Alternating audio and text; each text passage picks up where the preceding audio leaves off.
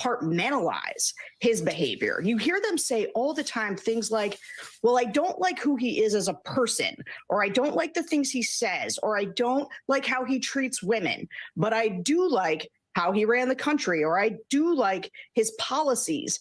And it is just, it's been in there they've now voted for him at least twice, sometimes more. And in doing so, they have figured out how to kind of bracket his really horrible behavior from what they like about him as a president or what they like about his policies.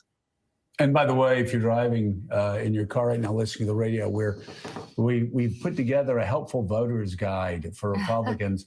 And Trump, Haley, Hutchison, and Scott sparked violent insurrection, Trump, yes. Libel for sexual abuse, Trump, yes. Indicted on felony charges, Trump, yes. Right. Hoarded classified documents and refused to return them, Trump, yes. Subject of civil fraud lawsuit, Trump, yes. And called for terminating the Constitution, Trump, yes. And then the last two accepts legitimate election results and supports Ukraine, no on those two, but yes for all the others. You know, it's interesting, Gene Robinson, listening to Sarah and talking about this abusive relationship with Republicans and talking about Republican women. You know, what I find so rich is these are the same Republican women, type women, primary voters that would come up to me yelling repeatedly in 98, 99, and 2000 after he wasn't impeached, saying, what is wrong with Congress? They're corrupt. Bill Clinton's behavior is disqualifying in and of itself. Right. We are collapsing as a nation. And I hear preachers getting in pulpits saying the first sign that the nation is going the way of Babel, are going the way of Sodom and Gomorrah, is that Bill Clinton was not impeached. How can we get past this? And the women again, character is king. And then again, who's the guy, Bennett, who wrote his book of virtues and got rich off of attacking Bill Clinton's character. Now, of course, he's the first one in line defending Donald Trump. I could go on and on. When character was king, I remember that book. I forget all the details of it, but there was Republicans just swam in this stew for 2 or 3 years about how horrid American democracy was because Bill Clinton survived despite the fact he was such a horrific man. And with Donald Trump, they're like, he's the best guy to lead us. Yeah, it's not so bad. I mean, you mentioned the preachers. So let's talk about the preachers for a minute. Where are these evangelical preachers who, yes, when they talked about Bill Clinton, but when they talked about Hillary Clinton, when they talked in general, when they preached, they didn't preach that morality and decency were things that you could just leave aside. They preached about Jesus and what Jesus said and did, and how our Christian walk should be in trying to emulate as far as we can those virtues and that kind of generosity and indecency, and to then turn around and just say, well, Donald Trump, never mind, A, B, C, D, E, F, G down to Z, is just incredibly hypocritical. And I don't understand how the preachers look at themselves in the mirror. I don't understand how their congregations don't kind of scratch their heads and say, but, aren't we supposed to try to be good and decent? And isn't that the whole point? But again, here we are. When I saw this, I was like, man, the cope. That intro was in this short 4 minute, almost 4 minute segment. Oh, you're gonna see more cope, TJ. It's incredible. This is pure cope where they pretend that Trump is somehow uniquely evil compared to the Republican Party. Remember what you said earlier in the clip? You said back in my day, the Republicans used to be decent. They used to invoke God. And I'm like, hey, I remember when I was in middle school, George W. Bush used God to justify invading Iraq. You guys remember George W. Bush said that God told him to invade Iraq in a dream. We are clowns. That's the we Republican are Party you clowns. guys We missed. fell for that. We are literal clowns. If we fell for that, we are literal clowns, man. I was a kid, like, what the fuck is going on? We Bro, are literal it clowns. was so ridiculous. I explained many times before, I am anti-imperialist. I cover foreign policy the way that I do because I was radicalized during the George W. Bush era. Like, there's new Gen Z liberals out there, Gen X liberals with bad memory, who like, I'm radicalized because of Trump. Like, do you guys forget Dick Cheney? He said he said God told him to invade Iraq, which led to 2.5 million dead Iraqis, 10 million plus displaced. There's no bigger psychopath. But meanwhile, on Morning Joe, oh my God, the good old day. They used to invoke God to talk about killing brown people. We miss those days. Are you serious? Trump is mild compared to Reagan and Bush and these psychopaths. Go ahead, Debbie. But isn't it funny how a lot of these people are now they're now laundering the legacy of George W. Bush, and they're saying, "Oh, well, he's a good guy now."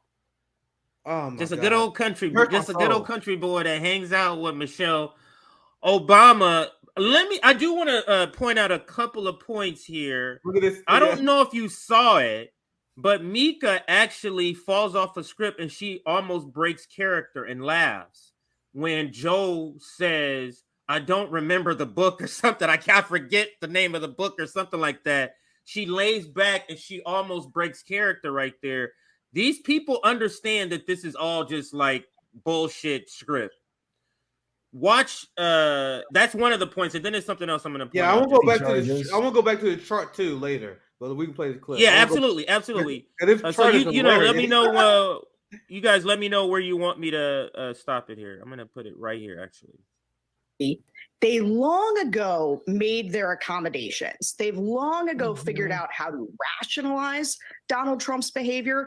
And listening to a lot of these women, they really compartmentalize his behavior. You hear them say all the time. You know what I wrote down for this when I was hearing this is that this is corporate media, Morning Joe. This is them rationalizing why their propaganda against Trump is not landing, is not working.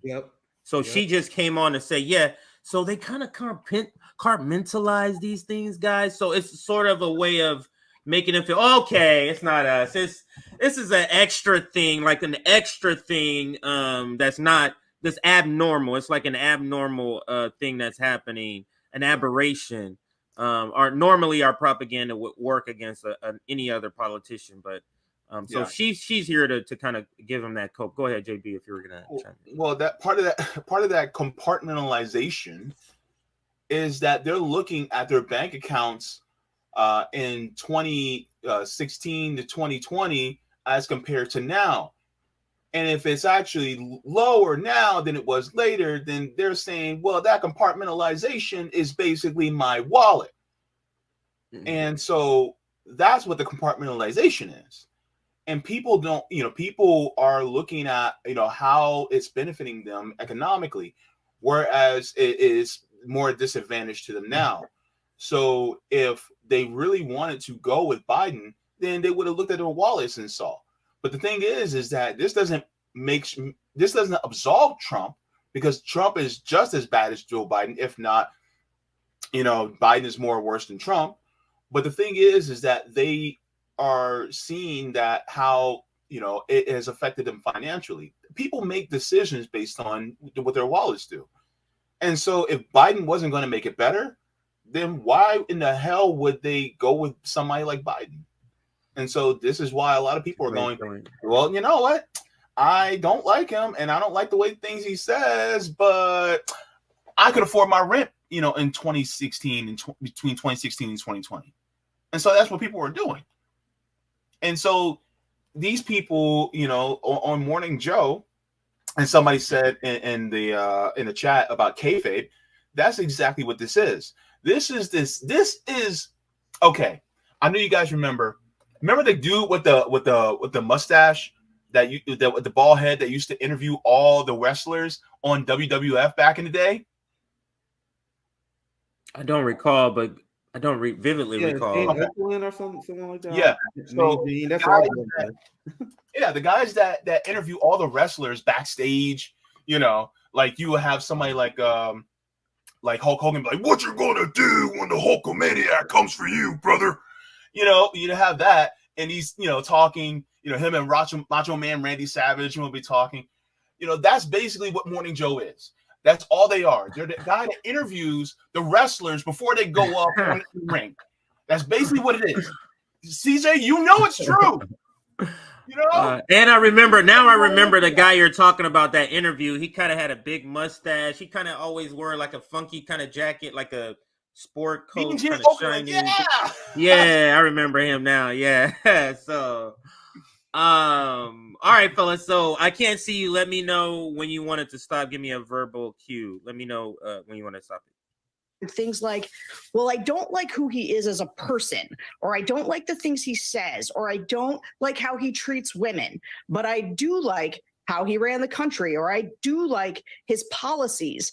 And it is just it's been in there they've now voted for him at least twice, sometimes more. And in doing so, they have figured out how to kind of bracket his really horrible behavior from what they like about him as a president or what they like about his policies. And by the way, if you're driving in your car right now, listening to the radio, we've put together a helpful voters guide for Republicans. And Trump, Haley, Hutchison, and Scott sparked violent insurrection. Trump, yes. Liable for sexual abuse. Trump, yes. Indicted on felony charges. Trump, yes. Hoarded classified documents and refused to return them. Trump, yes. Subject of civil fraud lawsuit. Trump, yes. And called for terminating the Constitution. Trump, yes. And then the last two accepts legitimate election results. Is fucking hilarious. No, on those two. Let's pause it right there. Pause it, bitch. I was waiting for him to go ahead if you wanted to chime in there. Joe Scarborough, you realize you're on MSNBC, right? And they always do this all the time where they pretend they're giving great advice to Republicans. You just found off liberal talking points. Everything that you marked here, especially the bottom, when you look at supports Ukraine, accept legitimate election results, those are positives for Trump and the Republican Party. And the amount of delusion in the mainstream establishment regarding Nikki Haley, Tim Scott, and whoever the fuck this other guy is unbelievable. They really believe that they are going to be rivals to Trump. RFK, in a poll I've seen before, has support near as Ron DeSantis does against Trump. Yeah. But they don't talk about him as a threat. But they talk about these fucking goons like Nikki Haley and Tim Scott. If you guys think any of these random Republican NPCs stand a chance to get Donald Trump, you're delusional. And that's what they do every day. Pretend like, oh man, if only a good Republican steps up and reminds us of the Reagan years. But they're giving Trump. Tim Scott so much airplay right now that like he's really legitimate. I'm like, dude, you guys are they're so desperate. Even with this chart, this is an example of what we're talking about. Even with this chart, what they're trying to point out, and what I want to zero in, JB and Nick, spark violent insurrection. Like these are just made up. So January 6th, that's a good thing. That's a plus for so basically. This is a plus. Just think of it from the voters' point of view, his voters' point of view. These are pluses. Like, maybe not liable for sexual abuse. That's the thing they overlook. Indicted on felony charges. That's not a thing, guys. You guys are just making up charges. So hoarded classified documents, same thing that Joe Biden and Pence did, and a bunch of other people has done. Like, what's the difference? Subject of civil fraud lawsuit. This is also part of the thing, the whole trying to take Trump down from being wanting to being able to run again. Call for terminating Constitution. Like I don't see that as a bad thing necessarily because they all call for terminating the Constitution. They have done that since they support the Patriot Act. Since they support imprisoning Julian Assange. These are attacks on the Constitution. So they have tarnished and terminate the Constitution through their policies. So only people who believe this are people who are in shit-lived bubbles, which is why Trump is winning +6 over Biden. Yeah. And polls show that most Americans are not buying Democratic culture wars. The most recent poll that we just covered on the post-duopoly show shows most Americans believe that Democrats weaponize the State Department against Trump. So all these things he listed, like, oh my God, legally felony charges, civil fraud lawsuit. Yeah, you guys are weaponizing the State Department. Everyone knows that. I'm not saying you're not guilty of crimes, but you guys can turn the State Department on anybody. Imagine they turn the State Department on Pelosi. Imagine they turn the State Department on George W. Bush when he left office. They don't, because they're the good people of the club. And most Americans know that, except brain dead partisans, according to polls. Yeah. Right. One thing I was looking at is these guys aren't legitimately running with Trump. They're not, because they are just there to make it, to put on a veneer of competition. But the Republican Party's already chose what they want, just like the Democratic Party's already chose who they want. That's really it. It's just a veneer of competition. It's not actual competition. I mean, dear God, like, you think like DNC fraud lawsuit, guess what? The RNC is just like them. There's no difference. So really, Haley, whoever Hutchison is, and Who the Scott, fuck is that guy? not really running. They're just playing a role right there. The only person who actually thinks he's running is Trump. And even Trump is playing a role. They all play a role. That's all it really is. Like, y'all look, CJ, Nick, y'all know. Yeah. I don't care exactly what this is. The thing is, I don't care what Wikipedia says. I don't care if you guys see any Google articles. This dude Hutchinson, they just created this motherfucker in the lab out of nowhere. No one knows who the fuck that guy is. I love making this point, having a conversation with conservatives. I remember I made one with a black conservative, the story I told all the time during my time with the Bernie campaign. Well, I was like, what's more anti-family values than making it so that the father must have 2 jobs and not able to raise their kids? Only 1 day off. Not able to, and then they're 1 day off, they're too tired to do shit. But you talking about strong family values? Well, what's more anti-family values than having a system where your family can go bankrupt because they don't have health care? Right. Not having paid maternity leave. Like, what's actually family values? Marxist ideas is the most pro-family values. Our ideas are the most pro-family values. We want people to be paid their fair labor value, enough so they can have no time to spend with their kids. Capitalists want you to work 6 days a week, 70 hours a week. You see your kid 1 day. 1 day you got your kids. The rest is with me. That's their mindset. Right. They are not pro-family. They're anti-family. That's why I love twisting conservative talking points on their head. I do it all the time. I live in Missouri. Talking to these people is easy. It's easy. Are you for small government? Tell me why you like to spend so much money on the police. I used to call them out for the CIA and FBI, but now that's shifted. I used to be like, the CIA and FBI. I can't use that talking point no more because they actually No, they'd be like, yeah, let's do it, Nick. So that actually changed. I go to the police more because a lot of them would say, yeah, fuck yeah, we need to spend less for military budget. I was just telling them to show me, put your money where your vote is, I guess. Like if you voted for these war hawks like Josh Hawley, like I'm in Missouri, you saying that means nothing. Like you need to draw the red line. That's why I try to tell these people. But it's a good trick to use, guys. Like liberals hate to do it. They suck at talking to conservatives. But take what they say and apply it.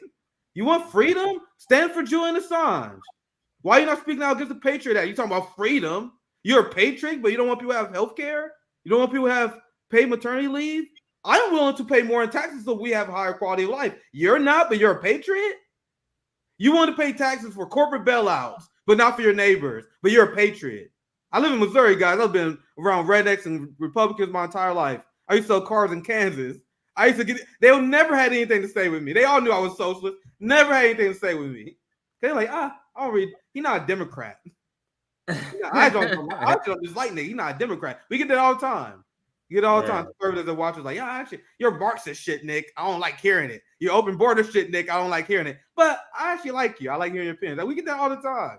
You got to be able to have an effective way of spreading your ideas that reach people culturally as well. That shit may not work on the West Coast, East Coast, but I live in the Midwest, which is why DSA liberals that be like, Nick, don't talk to this person. You can't talk to this person. I'm like, who else am I going to talk to in Missouri?